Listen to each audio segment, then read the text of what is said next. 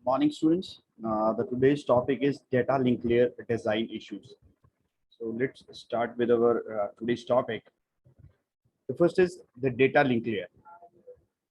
Data link layer is the second layer after the physical layer.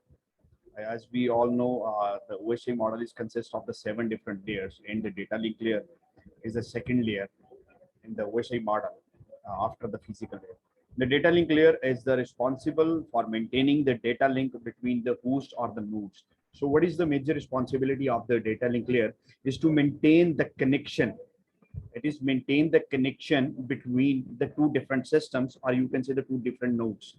The data link layer is divided into the sub layers. Now further, the data link layer, it is divided into the two further sub layers, and these two sub layers are, the first is the logical link control sub layer, and the second one is media access control sub layer. So let's start with the first layer, that is LLC, or you can say the logical link control sub layer, that provides the logic for the data link. Thus it controls the synchronization, flow control, and error checking functions of the data link layer. So what it means now, the responsibilities of data link layer, or you can say the design issues of the data link layer, they further divided into the two categories, and that categories can depends upon the two sub layers. Now what it means, if the data link layer is divided into the sub layers, automatically the functions of data link layer can be divided into the two sub layers. Though, so the first layer is logical link control sub layer, and the functions of this particular layer is to provide the logic for the data link. Data link means the link that is established between the sender and the receiver. Clear?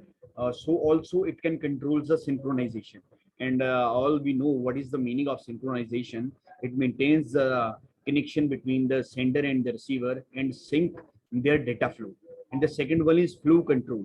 Flow control means it can control the flow of data. The flow of data that is from the sender side, that is equals to the flow of data is equal to the receiver side. So what it means, the speed in which the data is sent, that can be controlled, and also the speed in which the data is received, it also can be controlled by the logical link sublayer. And also it is responsible for the error checking function of the data link layer. It can also confirm the error, if any error is there, so it can check the error and inform the data link layer. So these are the functions that comes under the category of the first sublayer, and the name of the first sublayer is logical link control sublayer. Now the second one is there, that is media access control sublayer. It is the second sublayer of data link layer. It controls the flow and multiplexing for transmission media. This is the first functionality of this MAC sublayer, or you can say media access control sublayer. It can control the multiplexing for the transmission media. Transmission media means either we go through with the two types of transmission media, the wired and the wireless. So it can control the multiplexing, and all we know what is multiplexing. We use the hardware device multiplexer for that at the sender side, and demultiplexer at the receiver side.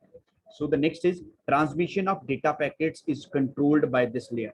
Now the transmission of data packets, we all know the data is sent in the form of data packets, and the transmission of these packets, that how these packets can be moved from sender to receiver, and how these packets can be traveled from one hop to the next hop. This can be controlled by the media access sublayer, and this layer is responsible for the sending the data over the network interface card.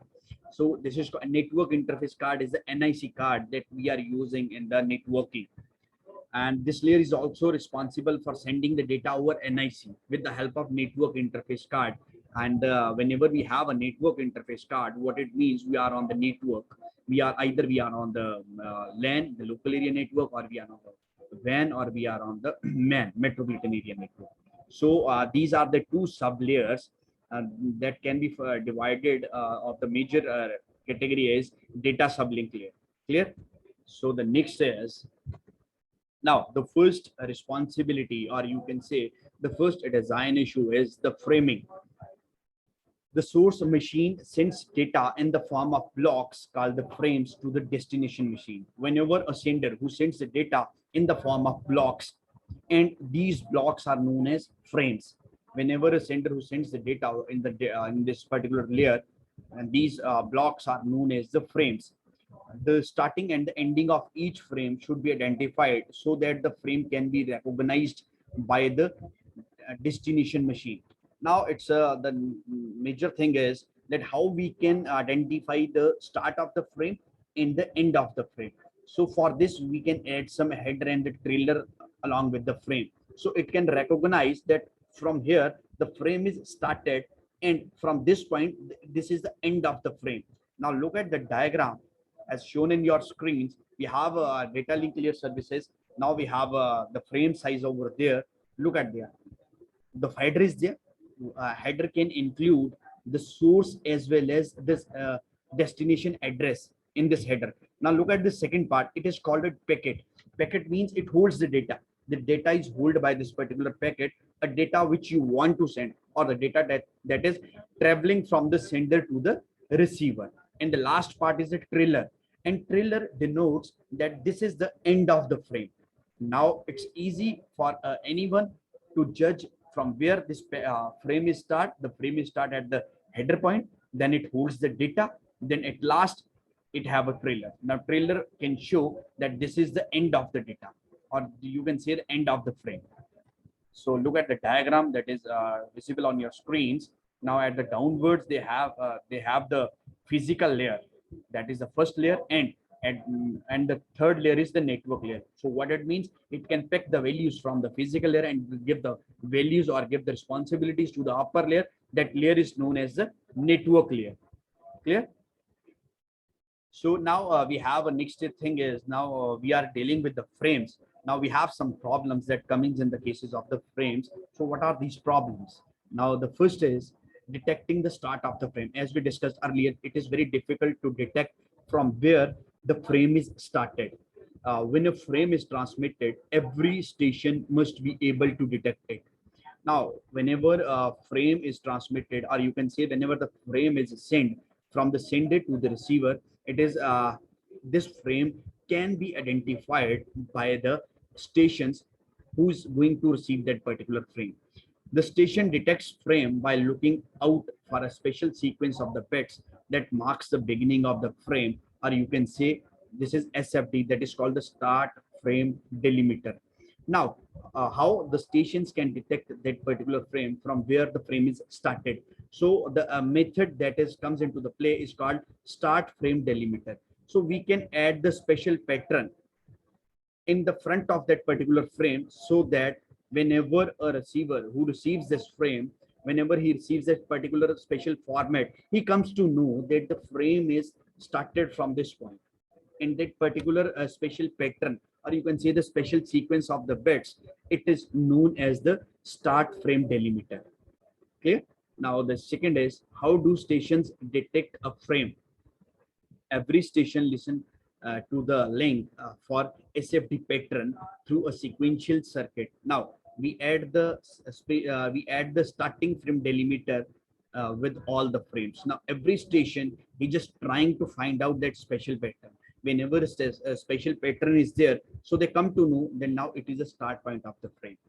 So if the SFD is detected whenever that particular starting frame delimiter, or you can say the special sequence of the bits, they are detected by any system, the sequential circuit alerts the station.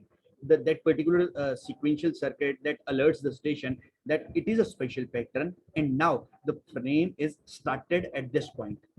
So the stations checks a destination address to accept or to reject the frame. Now the stations, they check the destination address. If the destination address is matched, so they can accept the frame, or if the destination address is not matched, they can simply reject the frame. So the frame is going towards to the next station. Now the third one is detecting end of frame. Now we can detect the frame. We have a special sequence number of bits over there, so which it can represent the start frame delimiter. Now how we come to know that where is the end of that particular frame? So the next is detecting the end of the frame.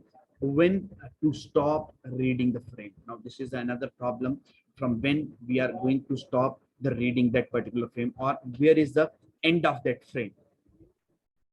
So this is all about the problems that comes in the cases of the frame whenever a sender who sends the number of blocks, and these blocks are known as the frames, and these particular frames can be received by the receiver.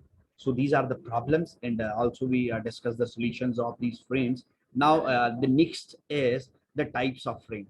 Now we have the different types of frames are available. Let's start at discussing this. There are the two types of the framing.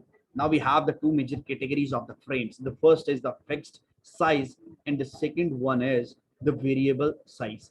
The frame, now start the fixed size. The frame is of fixed size, and there is no need to provide boundaries to the frame. Length of the frame itself act as a delimiter. Now this is the first category of the frames. It is called the fixed size. So if the name is fixed size, so what we know that the size of the frame is fixed. For example, we are discussing this. Now I'm going to send a number of frames towards your side, and we select the frame size is 8 bits. So what it means, you automatically comes to know where is the start of the frame and where is the end of the frame. So there is no need of delimiter. Automatically the length of the frame, it act as a delimiter. So what it means, you can receive suppose n number of frames, you come to know that all frames they are having a size of 8 bits. What it means, all the frames they have the same size. So that's why it is called the fixed size frames. Now the second type is variable size. In this, there is a need to define the end of the frame as well as the beginning of the next frame to distinguish. This can be done in the two ways. Now, variable size means the size is not fixed. We have the variable size. Either suppose I'm sending the 5 frames towards your side. First frame is of 8 bits, second is of 20 bits, third is of 16 bit, and so on. All the frames they are having the different size. So if in this case, if all the frames they are having a different size, so now we are going to add the initial point of the frame and also the end point of the frame, because the receiver cannot know about the actual value of the frame because the frames are of the variable size. So this can be done into by the two different ways. The first is the length field.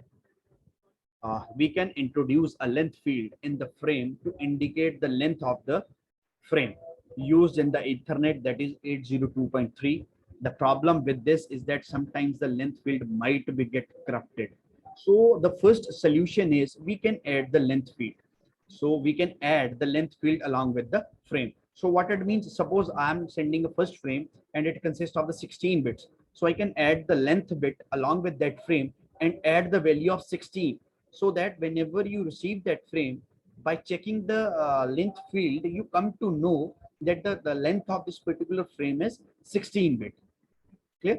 So, but sometime if whenever my frame is in the transmitted over the network, there might be some chances that the length field might get corrupted. If the value that reside in the length field, it get corrupted, then you cannot come to know that what is the length of that particular field. And the second method is end delimiter, or you can say the ED. We can introduce an ED, an end delimiter, which is basically a special pattern to indicate the end of the frame, which indicates that here this is the end of the frame. I use in the token ring. Normally we can use this pattern in the token ring. The problem with this is that the ED can occur in the data. What it means, sometimes the problem is there, we add the ED that is called the end delimiter, but in some cases ED, the value or the special pattern that is a part of ED, sometimes they add with the data, and the receiver can get confused that either it is a special pattern or it is a ED, that is the end of the frame. So this is all about the framing. Now the second is error detection and correction. Now what is error? Suppose Whenever a transmission is going over there, we require two persons. One is sender and one is receiver. Suppose a sender sends the message and the message is traveling through the network and received at the receiver side. Suppose a receiver cannot receive the same value, the value that is sent by the sender. So what it means, some type of errors are there. And now it's a responsibility of the data link layer to detect these errors and correct the errors so that the receiver can receive the same value as the values can be sent by the sender. So the same data can be received by the receiver. Clear? Now let's start with this. Error detection is the detection of errors caused by the noise or other impairments during the transmission from transmitter to the receivers. Now it's a responsibility of the data link layer to detect the errors, and the errors can be caused by the external noise, or you can say the any transmission impairments are there. For example, the distortion is there, external noise is there, attenuation is there. Due to this, they add some extra signals along with our data, so it get corrupted. Whenever it is corrupted, so automatically the receiver cannot receive the same value. So the error correction is the detection of errors and reconstruction of the original error-free data. So the error correction means to detect the error, to find out the error and reconstruct these errors and find the errors and clear the errors so that the data become the error free. Now we have the next is the types of errors. Now we have the multiple types of errors are there. Let's start discussing. The errors can be of the three types. Now we have the three different types of errors are there, namely the single bit error. This is the first category. Now the second is the multiple bit errors, second one, and the last one is burst error. Now we have the three different types of errors are there: single bit error, multiple error, and burst error. So let's start discussing this. The first one is, now let's start with the single bit error. As the name implies, a single bit error. So what it means, a single bit is corrupted over there. In the received frame, only one bit has been corrupted. Only one bit has been corrupted. So what it means, either the bit is changed from 0 to 1 or from 1 to 0. So what it means, the bit can replace its values. And we all know we have the two types of bits are there. And the bits are available in the form of zeros and ones. So either the 1 can change into the 0, or you can say the 0 can change into the 1. Now look at the diagram. This is a sending frame. Now we discuss the values of the sending frame. The value that contains by the frame is 1, 0, 0, 1, 1, 0, 1, 0.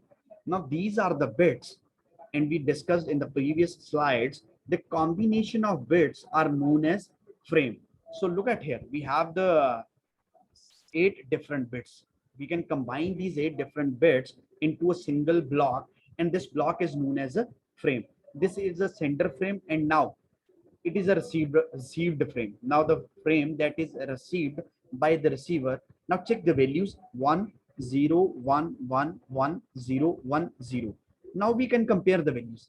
Whenever you are comparing the values, all values are remains the same except the one value, the value or the bit that is reside at the third place. Look at your screens. This 0 can become the 1. So whenever this type of error comes into our data, this is known as single bit error. This is known as single bit error. Now the next is multiple bits error. As the name implies, the multiple bits. So what we know, that multiple bits can change its value. In the received frame, more than one bits are corrupted. Corrupted means they can change their value either from 0 to 1 or from 1 to 0. Now look at the sending frame. It consists the value of 1, 0, 0, 1, 1, 0, 1, 0. Now compare this frame with the received frame. That is 1, 0, 1, 1, 0, 0, 1, 1. Now whenever you are comparing these bits, we come to know the 3 bits. They in this frame, the 3 bits get corrupted, or you can say the 3 different bits who changes their value from 0 to 1 or from 1 to 0. So this is called the multiple bits error. Whenever a multiple bits are corrupted, or you can say the multiple bits are changing their value, this is called the multiple bits error. Now the last one is, or you can say the third one is burst error. In the received frame, more than one consecutive bits are corrupted. Consecutive means continuous. If the more than one continuous bits are corrupted, this is called a burst error. Consecutive means continuous. If the continuous more than one bits, a 2, 3, 4, 5, so on, is these bits can change their value. So you can say this is called a burst error. Now look at the sending frame. It holds the same value 100111010. Now compare this frame with the received frame. The frame that is received by the receiver, it holds the value 1010010. Now by comparing this, we come to know that consecutively three frames, they are changing their value. Or you can say the three frames which get corrupted when it received at the receiver side. So this is all about the types of the errors. Now the next is error detection techniques. Now we come to know that there are three types of errors are there. A single bit is there, multiple bits are there, and a burst error is there. Now we have a different techniques which we are using to detect the error. Either the received frame, they are having any type of error or not. So let's start with this. There are three main techniques for detecting the errors in frames. First is parity check, then we have a checksum, and last we have a CRC, you can say cyclic redundancy check. We have the three different methods to detect the errors. So let's start with the first one, that is called the parity check. The parity check is done by adding an extra bit called the parity bit to the data to make a number of ones either even in case of even parity or odd in case of odd parity. While creating a frame, the sender counts the number of ones in it and adds the parity bit in the following way. Now, what is parity bit? Parity bit means we are going to add the extra bit in our data, and that extra bit is known as parity bit. So what is the method how we can add the extra bit? We can add the extra bit by counting the number of ones. Suppose you are sending some frame. In that particular frame, you can count the number of ones. If the number of ones we have the two parity methods are there. The first is even parity and second is odd parity. So what it means, if you are using the even parity, so you are making the number of ones even. If already the number of ones are even in your data, that we are not going to add extra bit. If the number of ones are odd and we are using the even parity, so we are simply add one extra bit in our data. Same in the case of odd parity. Suppose I'm using the odd parity method and I am sending some data and the number of ones in data is even. So to make that odd, I am going to add one extra bit of one with that data. So the number of ones becomes the odd. If already they are in the odd form, so no need of adding any extra bit. This is the method of parity bit. Clear? Now, how we can add the number of ones? Let's start with the first one. In case of even parity. Now, first we are discussing the even parity case. If a number of ones is even, already the number of ones are even. So what will happen? Then the parity bit value is 0. So the value is 0. We are not going to add the one because already in our data, if the number of ones are even, so we are going to add the value 0. If the number of ones is odd, then the parity bit value is 1. Why the 1? Because whenever we are adding the 1 into the odd, it will also become the even. Clear? So same can be happened in the case of odd parity. So if a number of ones are odd, then the parity bit value is 0. So no need of adding the extra bit in that particular frame. If the number of ones is even, then the parity value is 1. Why the 1? Because we are going to make the parity from even to odd. So this is the method that how we are going to add the parity value. If we are using the even parity and the number of ones are even, then value is 0. If we are using the even parity and the number of ones are odd, then the parity value is 1. To becoming the number of ones in our frame is Even same can be happened in the case of odd parity. This is the parity check. Clear? So the next is the checksum. In this error detection scheme, the following procedure is applied. Now we have the second method to check the errors. So the second method is known as the checksum. And what is the procedure that is going to be followed in the case of checksum is, first, the data is divided into the fixed size frames or segments. Suppose we have a data. First, we deal with the data, and then we can divide the that particular data into a fixed size frames, or you can say fixed size blocks, or you can say the fixed size segments. I just give you an example. For example, you have we have a data and it consists of 24 bits. So what it means, now I'm going to divide the data into the 8 bits format. So now I come with the three different frames, or you can say three different segments, and the value of each frame or segment is 8 bits. So what it means, 8, 8, 8. Total value is 24. Now the second step is the sender adds the segment using ones complement arithmetic to get the sum. Now what will happen? We are going to make the ones complement of that data. Suppose my the data that is reside in the frame, that is 11001010. Now I am going to calculate the ones complement, and it will give the value of reverse, same with the that particular data.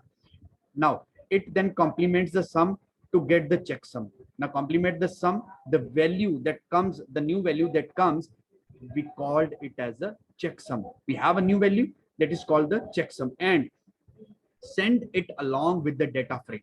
Now we have a two values. The first is the data, and second is the checksum value, and that one's complements value. That one's complement values is known as checksum.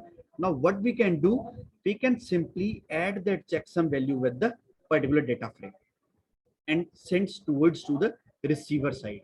Now the next step is the receiver adds the incoming segments along with the checksum using one's complement arithmetic to get the sum, and then complements it. The receiver follow the reverse process. Suppose I am a receiver, I receive the data, I receive the frames, and along with the two values, the first is data, second is checksum. I make the one's complement of the checksum and compare that particular new value with the data frame. If the result is zero, or you can say the values are same, if the values are same, then automatically the result is zero. If the result is zero, the received frames are accepted. So what it means, no error is there. No bit is going to replace from 1 to 0 or from 0 to 1, and they are discarded. If the otherwise, they are discarded. If the value is not 0, so you can say the automatically they are discarded. Discarded means there is no match in the sender's frame and the receiver's frame. So automatically they are going to discard the particular frames. Clear? So this is all about the checksum. Now we have the next method, that is CRC. CRC is cyclic redundancy check. Now let's start with this. Cyclic redundancy, CRC, or you can say the cyclic redundancy check, involves the binary division of data bits being sent by a predetermined divisor agreed upon by the communicating systems. The divisor is generated using polynomials. So what it means, we have a data, we deal with the data, we have a predefined, or you can say predetermined divisor is there. Simply we can divide the particular data with that divisor. If we have some remainder is there, we can add the remainder with the original value. Whenever the remainder is added with the original value, and we can send that particular data towards to the receiver side. And whenever a receiver receives that data, again it divides that data with the predetermined divisor and find out the remainder.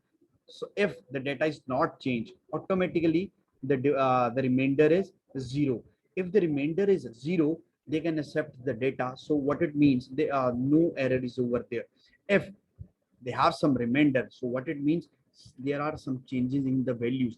Either the number of ones they are changing into the 0, or the zeros they are changing into the. So this is the process. Now, so the sender performs the binary division of the data segment by the divisor. It then appends the remainder called CRC. The remainder that comes after this is called CRC. and bits to end of the data segment, and we can add these bits with the data segment. This makes the resulting data until exactly divisible by the divisor. So now the new data that comes after dividing that value and adding that CRC with your data, it is completely divisible by the that particular divisor. So we can send that data towards to the receiver side. Now the receiver divides the incoming data unit by the divisor. If there is no remainder, the data unit is assumed to be correct and accepted. Otherwise, it is understood that the data is corrupted and therefore the data is rejected. If the remainder after dividing that particular data with the predetermined divisor and the remainder is zero, so simply the receiver can come out this value that there is no error is present in our data. If some remainder is there, so what it means, there should be a chances of that they might contain some error in our data. So this is all about the CRC, or they are the error detection methods. The next is error connection techniques.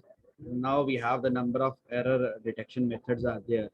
So with the help of these methods, we simply check the error. If any error is in our data, so we can alert the sender as well as the receiver that some errors are there. So the receiver can check the values and come up with some error detection correction techniques. Now, the Hamming code. Hamming code is a block code that is capable of detecting up to 2 simultaneously bit errors and correcting single bit errors. It was developed by the R.W. Hamming for the error correction. Now the Hamming code method is there, which is capable of detecting the multiple bit errors and a single bit error in our data frames. In this coding method, the source encodes the message by inserting the redundant bits within the message. These redundant bits are the extra bits that are generated and inserted at the specific position in the message itself to enable the error detection and correction. When the destination receives this message, it performs recalculations to detect the errors and find bit position that has an error. So what will happen in this coding method? Basically, this is a coding method, and what will happen? The source encodes the message. It encodes the message. Why? How it encodes the message? By adding some inserting redundant bits, by adding some redundant bits along with the message, or you can say along with that particular message. Then these redundant bits are normally they are the extra bits, and they are generated and inserted on a specific position. First we calculate the position, and on that positions we can add these redundant bits to manage itself the error for error detection and the correction. So when the destination receives the message, they simply perform the recalculations. Why the recalculation? To recalculate, to detect the errors and find the bit positions that has the errors. In which position of our frame the error is occurred by dividing this, by performing this function. So what is the procedure for this? We are having encoding a message by Hamming code. Now let's start discussing the procedure. The procedure used by the sender to encode the message encompasses the following steps. Now we have the different steps to encode our message by using the Hamming code. Step 1, calculations of the number of redundant bits. First, we can calculate the number of redundant bits. Either the number is 2, 3, 4, 5, that depends upon the sender who add these redundant bits on a specified positions in our data. Second, positioning the redundant bits. Now, first you can calculate the number of bits. Suppose the number of bits are 3. 3 redundant bits are added. Now the second thing is to point out the positions. In which position these redundant bits can be added. Now after this, we have the third step, calculating the values of each redundant bit. Now we are going to calculate the value of each. If the redundant bits are three on the 3 different positions, now we are calculating the values for these redundant bits on different positions. Once the redundant bits are embedded within the message, This is sent to the user. And after performing these three steps, whenever these bits are added, or you can say the embed with this particular message on a specified positions, we simply send the message towards to the receiver side. Now this is called the encoding, and this can be happen in the sender side. Now the message is sent. Now the receiver comes into the play, who receives the message. Now at the receiver side, we are going to decode a message. First encode a message at the sender side and decode a message at the receiver side. So once the receiver gets an incoming message, it performs recalculations to detect errors and correct them. Now the process is reversed. Now whenever a receiver who receives the message, it performs the recalculation. It recalculate each and every bit of that frame to detect the error and correct them, because he comes to know how many number of redundant bits are added by the sender and on which positions. They are cross-checking these particular positions. They are cross-checking the total number of the bits and recalculate them. If any bit who changes its position, so he comes to know that there are some errors over there. If some errors are there, he now trying to correct these errors. The steps for recalculating are, and what are the steps to recalculation of these bits? They have the 4 different steps. Now let's discussing these steps. In first step, calculation of the number of redundant bits. The first is, first you have to, suppose we are at the receiver side, it's our first responsibility is, or the first method is, or the first step is, first calculate the total number of redundant bits. It is a number, either the 1, 2, 3, 4, 5, so on. How many redundant bits can be added by the sender? In first method, or in first step, we are going to calculate the total number. Whenever we come up with the number, suppose the number is 3, we come up with the number. Now we move to the step 2. What is the step 2? Positioning the redundant bits.